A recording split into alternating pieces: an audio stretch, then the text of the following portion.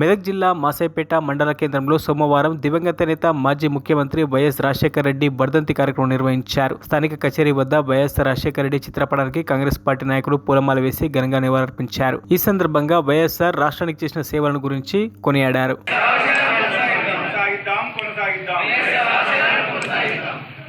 మాసైపేట మండల కేంద్రంలో కాంగ్రెస్ పార్టీ కార్యకర్తల ఆధ్వర్యంలో అత్యంత ఘనంగా మహానేత డాక్టర్ వైఎస్ఆర్ గారి వర్ధంతిని పురస్కరించుకొని వారికి ఘనంగా నివాళులర్పించడం జరిగింది. నిజంగా ఒక భారత జాతి మన ఆంధ్రప్రదేశ్కు అతను ముఖ్యమంత్రి అయిన భారత జాతి గర్వించదగ్గటువంటి నాయకుడు వైఎస్ఆర్ గారు.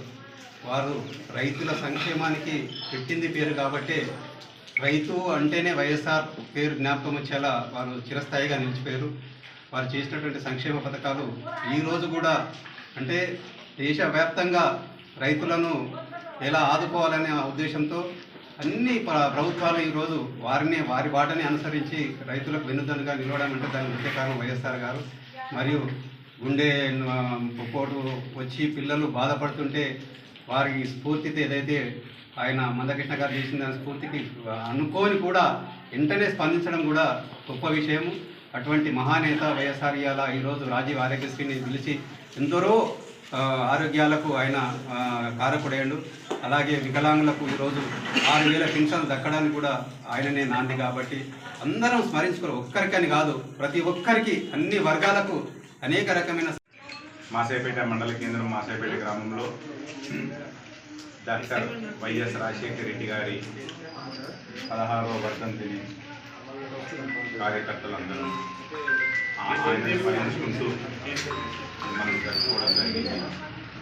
ముఖ్యంగా రాజశేఖర రెడ్డి గారు అంటేనే భారతదేశ ప్రజలందరికీ చరిత్రలో నిలిచిపోయేటటువంటి ఆయన పథకాలే కానీ, ఆయన పార్టీకి సేవలే కానీ, ఆంధ్రప్రదేశ్ ఉమ్మడి రాష్ట్రానికి సేవలే కానీ అవన్నీ వెలకట్టలేవి అని మనం మరొకసారి చెప్పుకోవచ్చు.